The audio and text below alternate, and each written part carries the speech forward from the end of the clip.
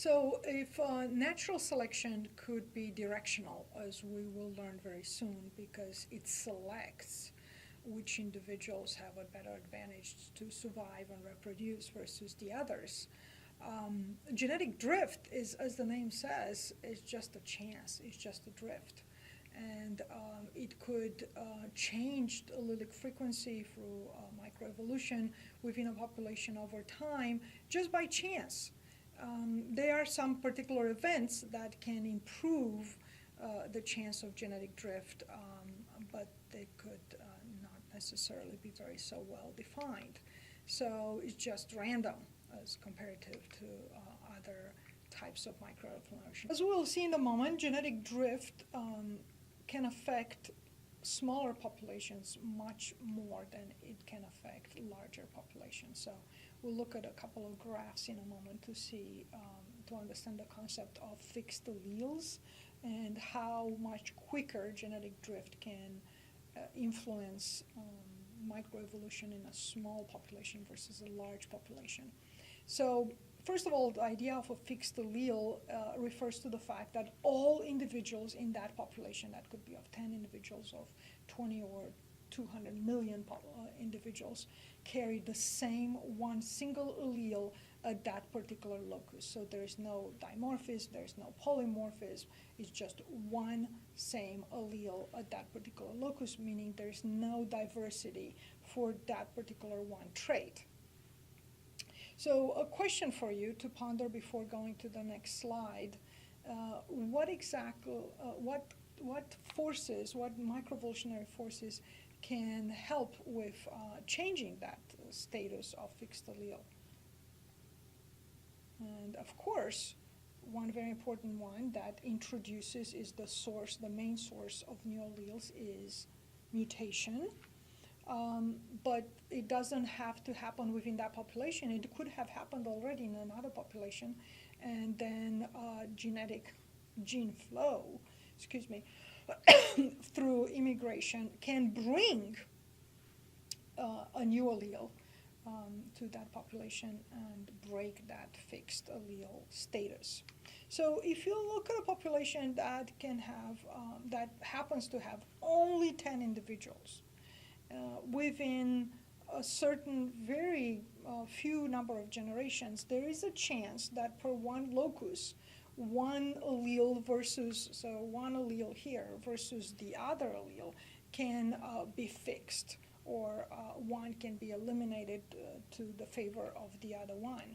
So the way to look at this, if you flip a coin 10 times, you have a much better chance to get heads every time for only 10 times than you would have a chance to get only heads, in this case, for 100 times in a row, okay?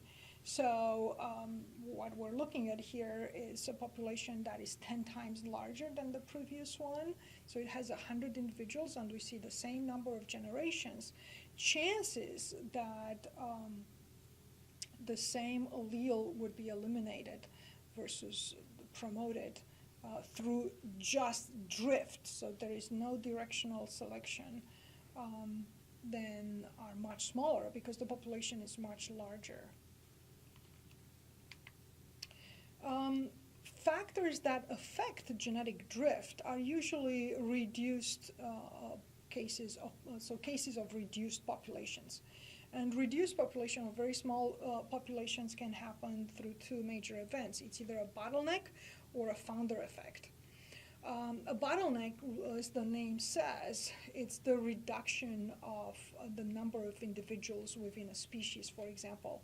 Specific events of a reduction in size of a population can promote genetic drift.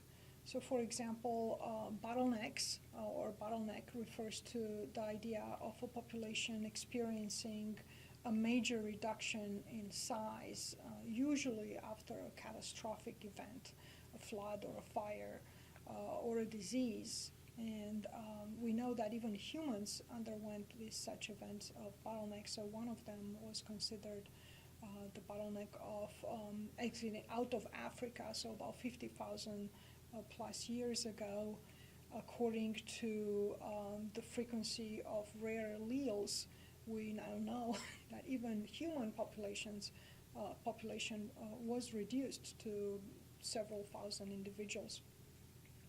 Probably one of the most drastic example, besides cheetahs, for example, of bottlenecks, is this species of northern elephant seals who were hunted so dramatically that there were only 20 left.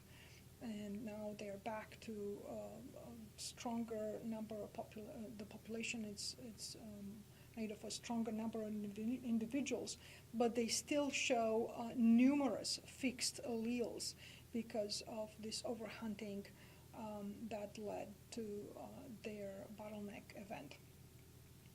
A founder effect is very similar. It's a reduced size population that starts a new population in a new location, hence the name founder effect.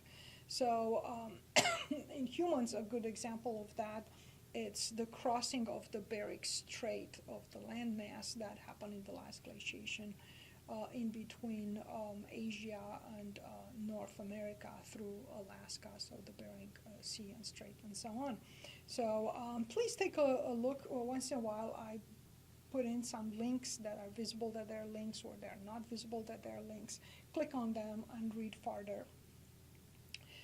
Another event that can, or another factor that can lead to stronger genetic drift, it's inbreeding, which can